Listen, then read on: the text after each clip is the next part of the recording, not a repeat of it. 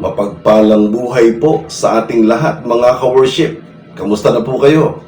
Welcome po sa ating usapang Born Again. Ako po ang inyong kapatid sa Panginoon, Brother Dong Galang. At ngayon po ay tatalakay na naman tayo ng isang paksa sa Bible. Ang atin pong pag-aaralan ngayon ay may kinalaman po sa isang lalaking mayaman. Mayaman talaga, na nagnanais makita ang ating Panginoong Hesus. Kaya lang may hadlang. Una ay maliit siya. Pangalawa, siya po ay kinamumuhian ng kanyang mga kababayan. Well, ang title po ng ating mensahe para sa araw na ito ay Zacchaeus, the Chief Tax Collector. Halina po, samahan niyo po ako sa gagawin nating pag-aaral. Kung may mga Bible po kayo, ay makipagbukas po kayo sa akin. Ito po ay kukunin natin sa Aklat ni Lucas. Ang pangkat po ay 19, ang talata po ay magsisimula sa verse 1 hanggang sa verse 10. And I will be reading from NIV translation, mga kapatid. Ang sabi po dito ay ganito: Jesus entered Jericho and was passing through. A man was there by the name of Zacchaeus. He was a chief tax collector and was wealthy. He wanted to see who Jesus was, but being a short man, he could not because of the crowd. So he ran ahead and climbed a sycamore fig tree to see him, since Jesus was coming that way. And when Jesus reached the spot, he looked up and said to him, Zacchaeus, come down immediately.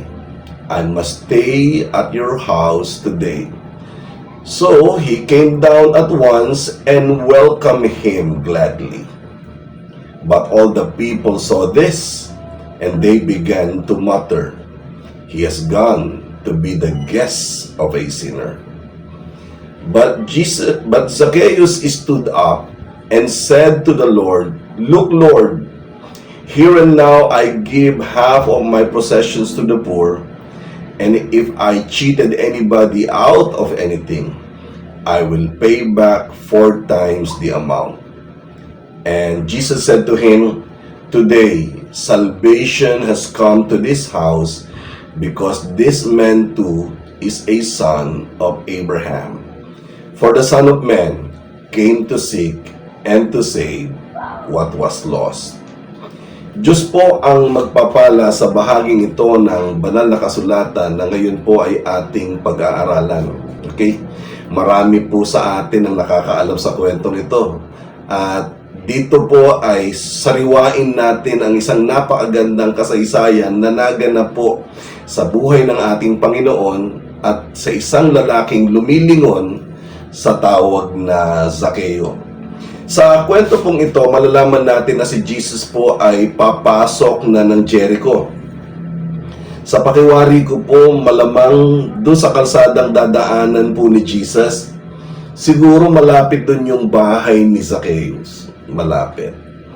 At nang malaman ni Zacchaeus na dadaan si Jesus, ay gusto niya sana itong makita. Kaya lang may problema. Maliit po siya. Ang sabi po ng Bible, siya po'y pandak, being a short man. So, okay lang sana kung maliit man lang at walang tao. Kaso maraming tao. Hindi pa nga dumadaan si Jesus, ay sobrang dami na ng tao na nakahilera sa gilid ng kalsada, na kagaya ni Zacchaeus ay nagnanais ding makita si Jesus. Sa eksenang ito, mga ka-worship, walang kalaban-laban si Zacchaeus. Kasi nga, una, maliit siya. Pangalawa, si Zacchaeus po kasi ay kilalang chief tax collector. At dahil sa dalawang kondisyon na yon, malabong makasingit si Zacchaeus sa kalipunan ng napakaraming tao. na baka nga sasadyain pa ng mga tao doon na huwag siyang pasingitin dahil marami sa mga Hudyo doon may matinding galit sa kanya. Totoo yan. At dahil nga doon, mas mainam siguro na hayaan na lang ni Zacchaeus dumaan si Jesus. At pagdaan, hindi okay lang. Buti pa, umuwi na lang siya. Mas safe pa. Dahil maraming tao doon na galit sa kanya, baka siya pa ang mapagbuntan na ng kanilang galit. Imagine, si Zacchaeus po ay maliit na tao. At siya po ay kinamumuhian dahil nga siya po ay isang chief tax collector. Ngayon, naisin niya man na dumaan si Jesus doon, kaso malabo because of the crowd. Ako po, kung ako yun, gagawin ko doon ay buti pa, uwi na lang at magstay na lang sa bahay. Kalimutan na lang ang pagdaan ni Jesus kasi hindi pa pwede. Kaya lang, hindi ganon ang ginawa ni Zacchaeus. Siya po ay nag-advance direction. Okay? He went ahead, ang sabi ng Bible. At pumunta siya sa mas advanced na lugar at doon po'y nakakita siya ng puno ng sikamoro. At akalain nyo, inakyat niya ho yun. Umakyat siya sa sycamore fig tree. Kaya mapapatanong ka talaga aba, gasig na gasing si Zacchaeus yung makita si Jesus. Okay? Bakit kaya gasig na gasig si Zacchaeus na makita ang ating Panginoon? Ano to? Balak niya ba itong kausapin? Pero hindi naman. Talagang gusto niya lang makita na pag dumaan si Jesus ay makita niya si Jesus, masaya na siya at bababa na siya, okay na at pwede na siyang umuwi. Mga kapatid, gusto ko lang pong talagang, kumbaga, gusto lang po talagang makita ni Zacchaeus ang ating Panginoon. No more, no less. Yun talaga ang gusto niya mangyari. Na kapag sa oras na makita na niya, di uuwi na siya. Dahil okay na. Dahil nakita na niya ang ating Panginoon. Naaalala ko po tuloy, nangyari po sa amin ito ng aking asawa at ng aking anak na babae. Kami po ay nanood ng live sa isang noontime show na malapit po dito sa amin sa Antipolo. In fact, yung studio po ay nandiyan na sa may Marcos Highway. At kami po ay pinalad na makapanood ng isang live na noontime show, number 1 noontime show. At nandoon po kami, pinanood po namin ng live at nasiyahan po kami. At meron po isang sikat na artistang lalaki na sa sobrang kasikatan niya po ay gugustuhin mong magpa-picture sa kanya. Nandun po siya sa noontime show na yun. At nung naglabasan na po sila, tapos na po yung programa, ay mabait pong lalaking ito. Siya po ay umakyat doon po sa bleacher section na kung saan nandun kaming lahat. At marami po ang nagpapa-selfie picture po sa kanya. Kabilang doon ang misis ko. Kabilang din doon ang anak kong babaeng. At laking gulat namin kasi siya pa mismo yung kukuha ng cellphone mo at siya pa yung maggaganyan at kukunan ng picture. Okay? At alam po ninyo, ang nangyari hong ito'y nagbigay ng sobrang kaligayahan po sa aking mag-ina, sa aking asawa, sa aking anak na babae, na kumbaga naibibida pa nila na nakapag-take sila ng picture at pinost pa nila ito sa social media. Okay? So, kumbaga, kaligayahan ng aking asawa at ng aking anak na makita ang paborito nilang artista, na ako man po mismo, personal, humanga din ako sa kabaitan po ng lalaking ito. So, meron ganon. Meron talagang mga tao na gusto talaga nilang makita yung gusto nilang makita. Okay? Kumbaga, makapag-picture lang, mahawakan mo lang, o kahit na makita mo lang ng malapitan, masaya ka na. Okay? Alam po ninyo, sa tingin ko, ganoon si Zacchaeus. Na sa oras na makita niya si Jesus, kahit malayo, sapat na yon para maging maligaya na po ang tax collector na ito. Okay? So, di pumunta siya doon, tapos umakyat siya sa puno ng sikamoro na sinigurado niyang wala pang ganon kadaming tao, ay buong tiyaga niya na lang hihintayin ang pagdaan ng ating Panginoon. Ang sabi po sa Luke chapter 19 verse 5, when Jesus reached the spot, he looked up and said to him, Zacchaeus, come down immediately. I must stay at your house today. Ano po sa Tagalog ito? Ang sabi dito, si Jesus ay huminto sa mismong tapat ni Zacchaeus at sabay tingala kay Zacchaeus upang kausapin si Zacchaeus. Ang sabi, Zacchaeus, bumaba ka dyan sapagkat kinakailangan kong pumasok sa bahay mo ngayon. Ano po ang makikita natin dito? Yung pagtawag sa kanya ng pangalang Zacchaeus, para bang, ano to, close kayo, di ba? Matagal na ba kayong magkakilala ni Jesus? Aba, iba ka, di ba? Parang ibang level ka. Tinawag ka ni Jesus by your name, by your first name. Gusto ko lang pong bigyan ito ng linaw na pagpapaliwanag.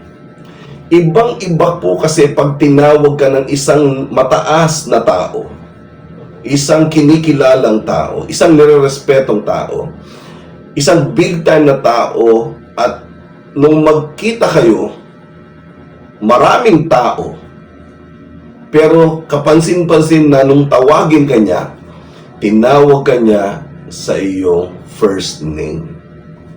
Okay? Naranasan ko po yan, mga kapatid. Naranasan ko yan. Nang tawagin po ako by my name ng may-ari ng kumpanya na akin pong pinagtatrabahuhan. Sabihin na lang natin na halos 1,000 po kami na nagtatrabaho. Kasi maraming mga branches po eh. Ito po'y eskwelahan at ito po ay dito sa may amin sa Sumulong, yung Roosevelt College po. Ako po ay nagtuturo dyan noong mga panahon na yon, at meron po kaming Foundation Day. So, lahat po ng mga teachers sa iba't ibang mga branches po ay nandiyan dyan. Tapos, dumaan po ang aming presidente, nakapila kami lahat. Okay? At napakarami noon. At nung dumating ang may-ari, ay tinawag niya po ako sa aking pangalan. Do, sabi niya, sabi niya, i-check mo nga ito. Ano ba itong program na ito? Ginanon niya po ako. Okay? Alam mo ninyo, lahat po ng kasamahan ko ay hindi makapaniwala sa narinig nila. Okay? Sabi na sa akin, iba ka. Okay? Kilala ka ni Mr. President. Sabi ko, kasi close kami. Well, actually, close naman po talaga kasi kami, kasi yung anak niya ay very close kami nung kanyang anak na babae. Boss ko rin po yun sa Roosevelt. Tapos, sa totoo lang, hanggang ngayon po ay very close pa rin po kami ng anak niyang ito na lagi pong meron kaming constant na communication. Pero seryoso po, ibang-iba ang pakiramdam ko nung tawagin po ako sa aking pangalan. At ang pangalan ko ay binanggit ng may-ari ng eskwelahan. Iba ang dating nun para sa akin. Karangalan ko po yun na ako'y tawagin sa aking pangalan. So, balikan natin si Zacchaeus. Nung sabihin ni Jesus sa kanya na, Zacchaeus, come down immediately. I must stay at your house today. siguradong hindi mo maarok ang sobrang kagalakan ni Zacchaeus noong mga oras na yon. Kaya lang, may umuusbong na problema. Isang problemang dulot ng pagtawag ni Jesus kay Zacchaeus. Ano yon? Nagagalit ang mga tao. Kanino? Kay Zacchaeus? Hindi. Galit sila kay Jesus. Naiinis sila kay Jesus at baka hindi nga lang sila naiinis kundi para bang si Zacchaeus pa na kinamumuhian at tuloy pati si Jesus ay kamumuhian na rin. Sa kwentungan ito ay hindi sila nakatiis at nagbubulungan sila, nagsasabi sila ng hindi mainam na mga salita. Sabi dito sa Luke chapter 19 verse 7, "And all the people saw this, and they began to mutter." Ang sabi nila, "He has gone to be the guest of a sinner." Sa Tagalog, ano ba naman yan? Siya ay tutuloy sa bahay ng isang taong makasalanan. Ang pagkadismaya ng mga tao kay Jesus ay kung bakit siya papasok sa bahay ni Zacchaeus. Dahil para sa kanila, si Zacchaeus po ay isang makasalanan. By the way, sino ba si Zacchaeus? Di ba? At bakit gano'n na lang ang pagkamuhi ng mga Hudyo kay Zacchaeus? Na pati si Jesus tuloy ay nadamay.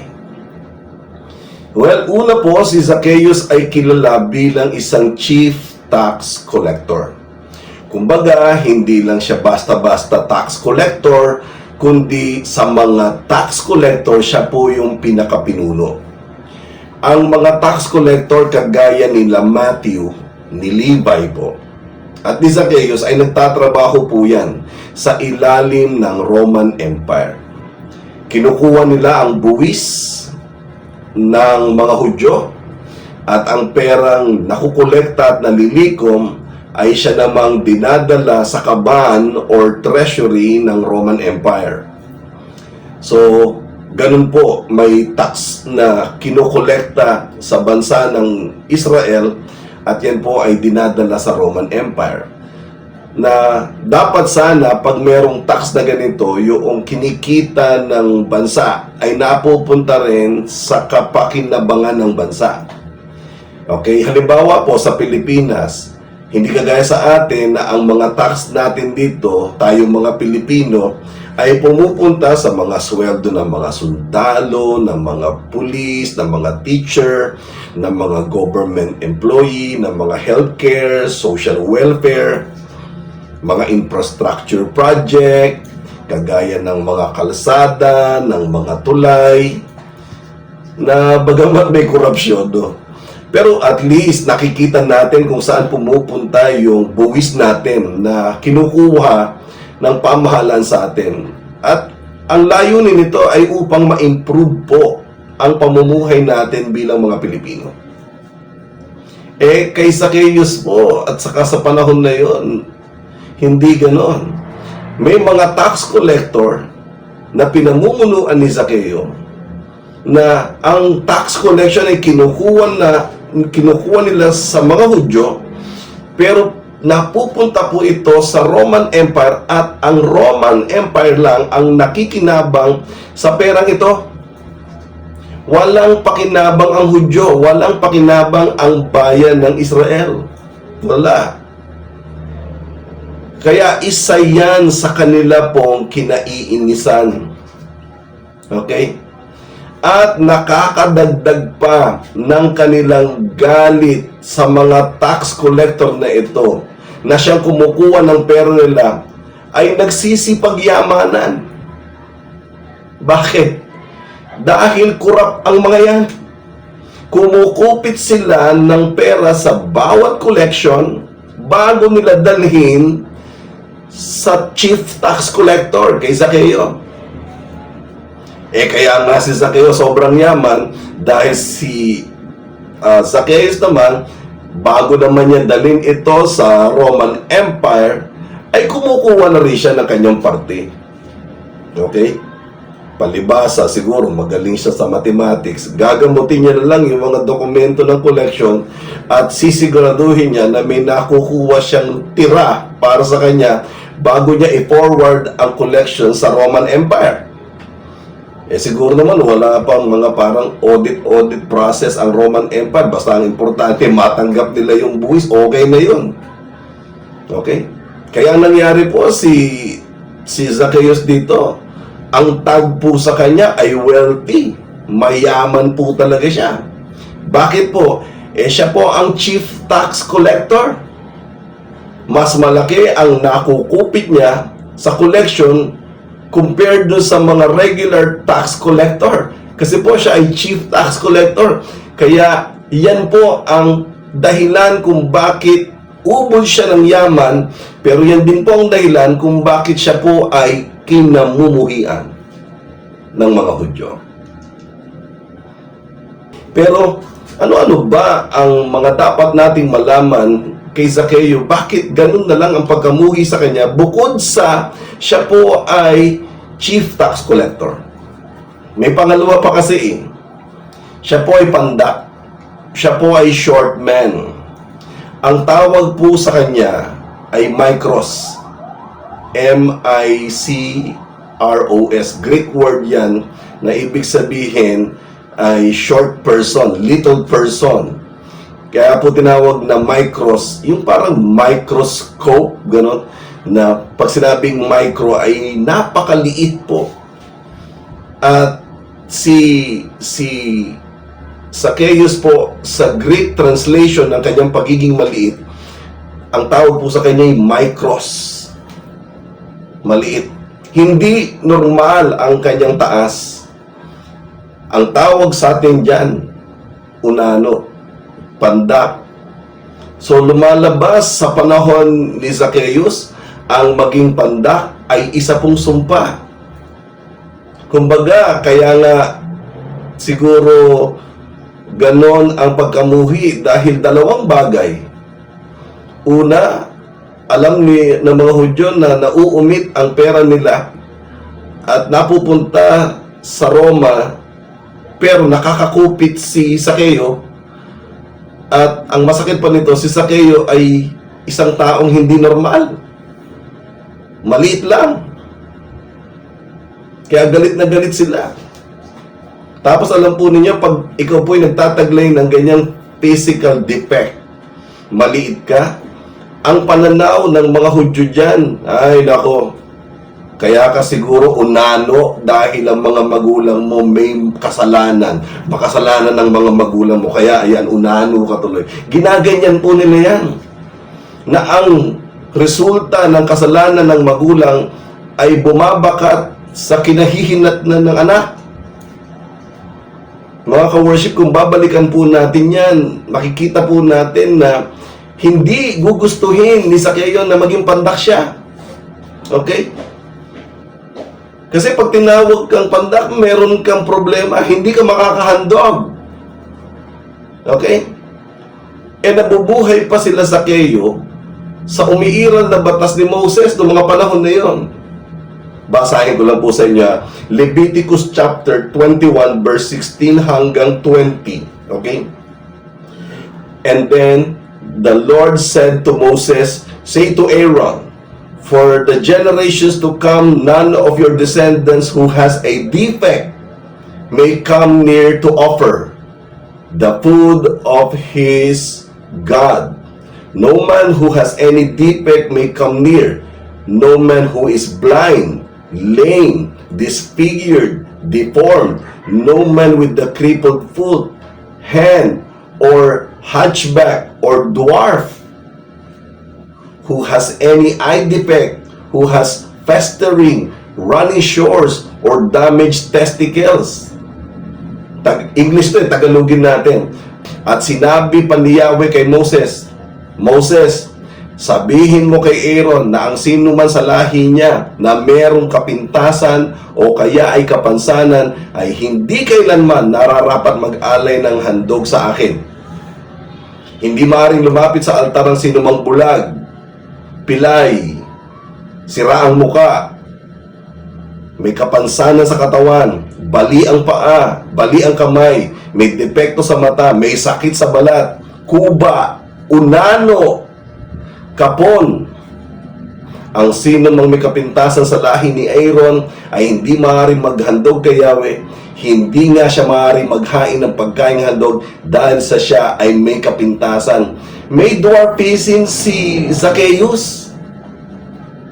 Maliit siya.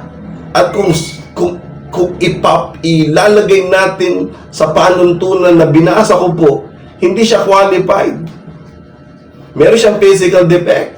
Hindi normal ang kanyang taas. Kaya nga ang mangyayari dito, dalawa ang problema ni Zacchaeus. Kinamumuhian siya dahil siya ay pandak. Kinamumuhian siya dahil siya chief tax collector. Walang tumatanggap kay Zacchaeus. Ngayon, may imagine na po natin ngayon si Zacchaeus na sa buong buhay niya kung bakit siya po ay kinamumuhian. Pero mayaman. Ubod ng yaman. Kaya lang ang tanong ganito, may nagagawa ba ang kayamanang taglay ni Zacchaeus sa sitwasyong kinalalagyan niya ngayon? Na ipagtatanggol ba ng kayamanan niya ang galit at muhi at puot ng mga tao sa kanya? Magagawan pa ba ng paraan ng kayamanan ng pagiging maliit niya? Nang sa ganon ay tanggapin siya sa lipunan, kaso ang problema hindi po. Ang pinagdadaanan ni Zacchaeus araw-araw na kahit siya po ay mayaman, ito po ay mahirap. Ito po ay mabigat. Ito po ay masakit. Na para bang isang sumpa na bibit-bitin niya habang siya ay nabubuhay. Isang kulungan na kahit kailan hindi na siya makakalaya. Alam nyo, kahit mayaman si Zacchaeus, hindi siya masaya. Na sa kabila ng kayamanang taglay niya, isang malungkot na Zacchaeus ang mababasa natin sa kwento. Yun bang kahit marami kang kayamanan, kaso nag-iisa ka lang, dahil lahat ay galit sa'yo, galit sa itsura mo, galit sa pagkatao mo, galit sa ginagawa mo, sino tatanggap sa'yo? Kaya alam nyo, mga ka-worship, hindi ako nagtataka kung bakit gusto niyang makita si Jesus. Nang mabalitaan niyang dadaan si Jesus doon, gusto niya itong masilayan. At para kay Zacchaeus, aakyat siya ng puno ng sikamoro, masulyapan lang ang dumadaang Jesus Christ, masaya na siya. Na kahit papaano may isang pangyayari sa buhay niya na naging masaya siya, at yun ang makita niya ang ating Panginoon. Wala siyang pakay, wala siyang balak na pahintuin si Jesus, tawagin si Jesus, kausapin si Jesus, or magpa-autograph kay Jesus. Wala po. Basta makita lang, kahit kalahati ng mukha lang, kahit damit lang, kahit buhok lang. Ang importante, pag nakita niya si Jesus, masaya na siya noon.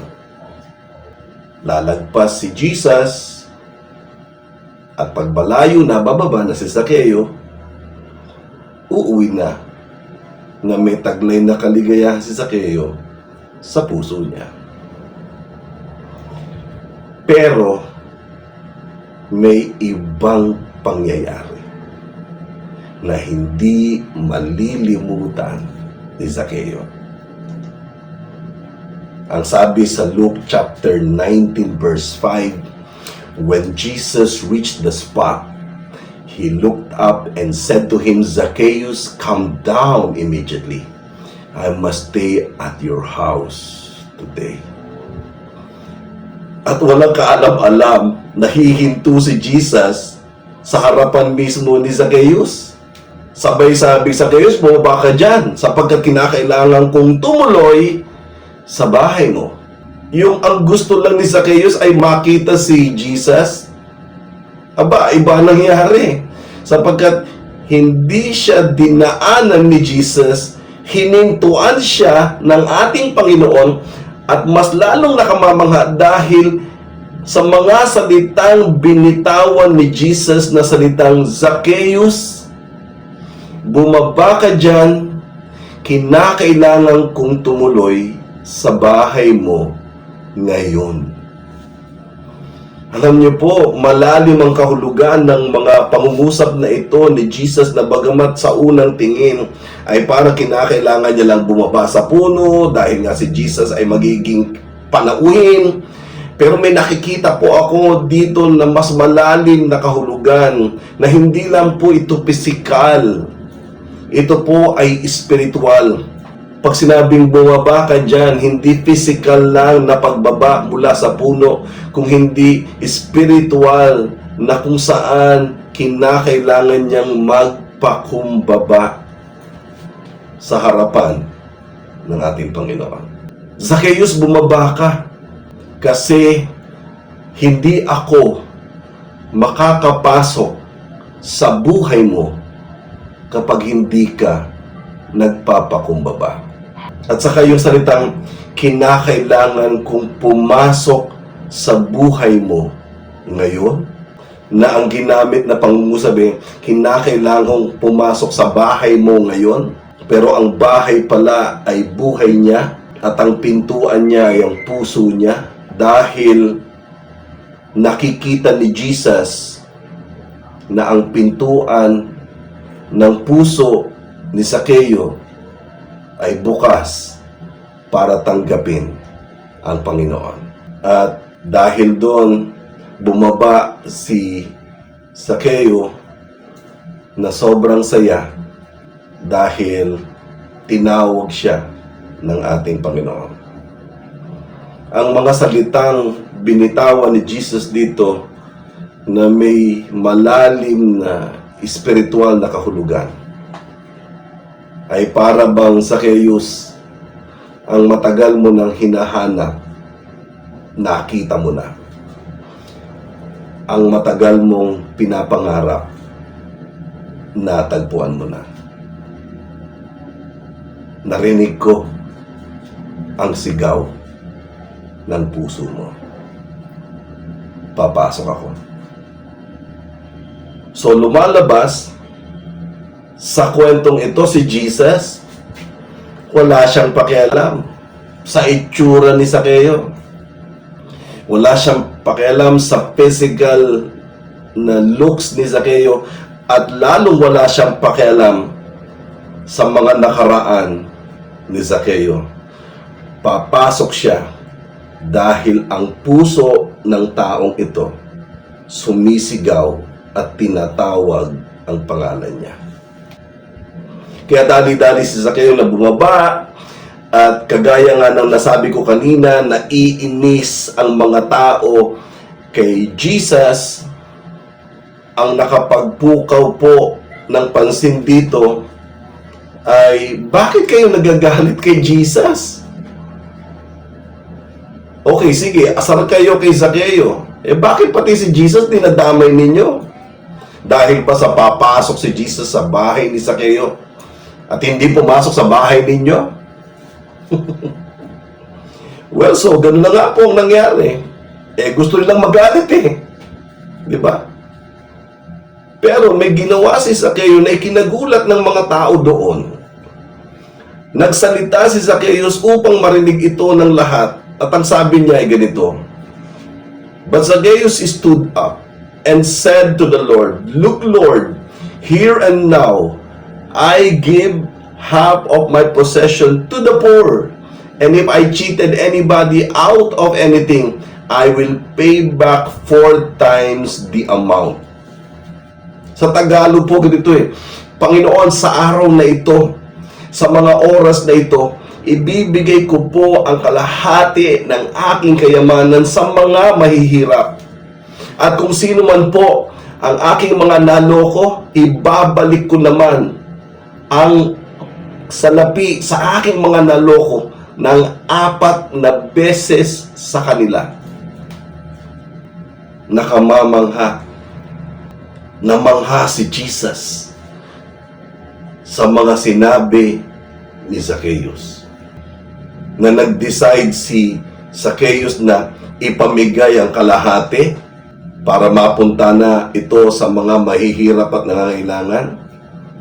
Kalahati dahil may kalahati namang matitira dahil magsosoli siya sa mga taong naloko niya at ang bawat isang naloko niya, ibabalik niya to ng 4 na beses. Wow! At sa huli ay nagsabi si Jesus ng ganito. Jesus said to him, Today salvation has come to this house because this man too is a son of Abraham. For the Son of Man came to seek and to save what was lost. Lumalabas na si Zacchaeus po ay naligtas. Matatamasa niya ang buhay na walang hanggan. Naalala niyo po yung binatang mayaman na akin pong naituro, na naghahangad ng buhay na walang hanggan kaso umuwi siyang bigo dahil hindi niya masunod ang utos ni Jesus na ipamigay ang kanyang ari-arian sa mga mahihirap.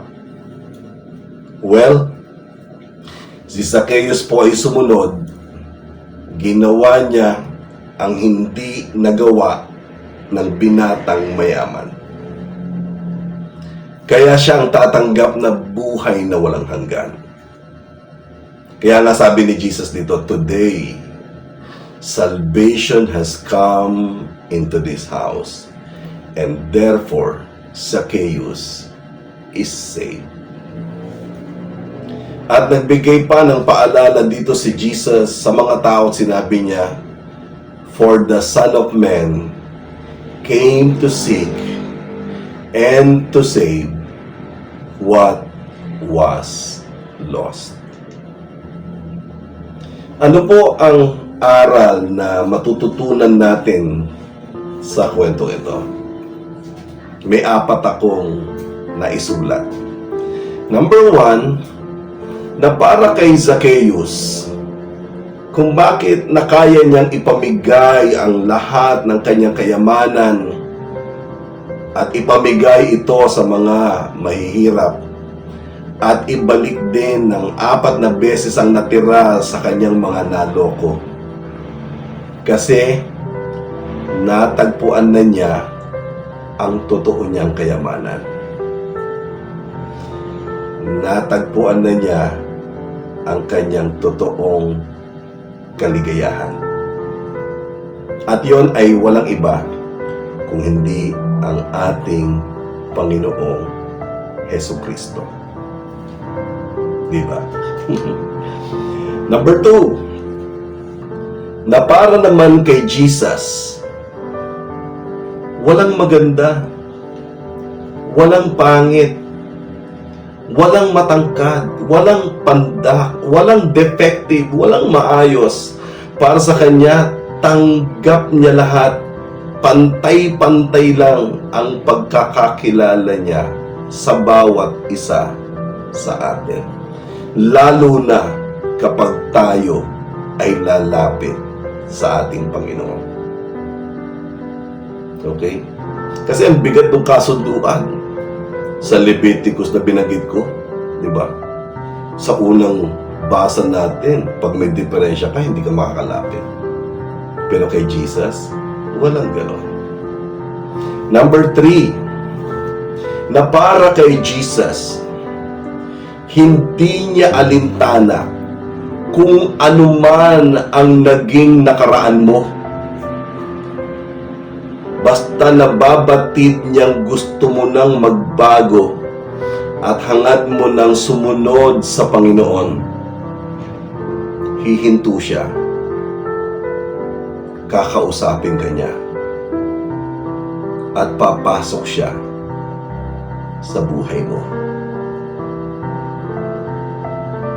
And last but not the least, pang-apat po, na si Jesus ay naparito upang hanapin ang mga nawala at katagpuin ang mga naligaw.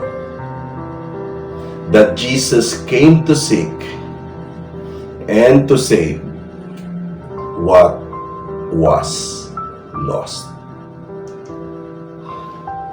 Ang challenge po sa atin ngayong mapagpalang araw na ito, sa paksa na atin pong tinalakay, ay isang tanong lang.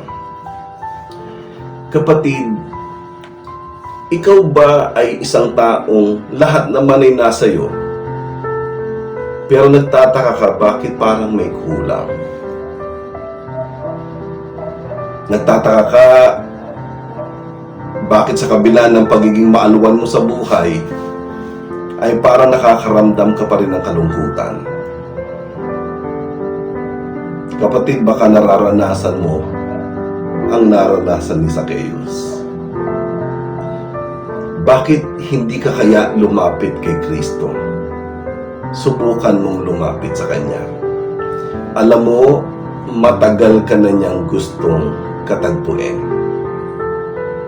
Buksan mo lang ang pintuan ng puso mo para nang sa ganon siya ay papasukin. Gusto mo manalangin tayo? Ama naming Diyos na makapangyarihan sa lahat, itinataas ko po siya na nanonood ng video ngayon. Dalangin ko, Lord, na mangusap ka sa Kanya at manahan ka sa Kanyang puso. Katagpuin mo siya sa mga oras na ito sapagkat naniniwala po ako na naniniwala siya sa iyo.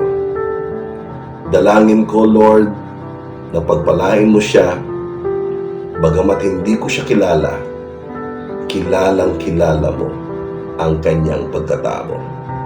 Ito po ang aking panalangin sa pangalan ni Jesus. Amen.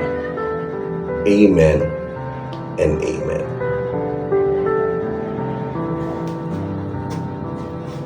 So, sana po ay napagpala kayo ng mensaheng ito na inyo pong napakinggan.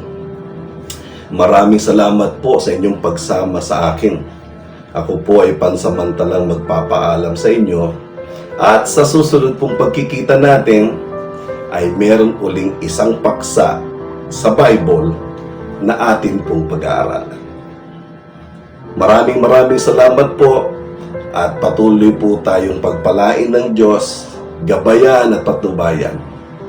Ako po, si Brother Dong Galang, nagpapaalam. Bye-bye! Please like, subscribe, and hit the notification bell para updated po kayo sa mga latest videos na ilalabas ko linggo-linggo. Maraming salamat po.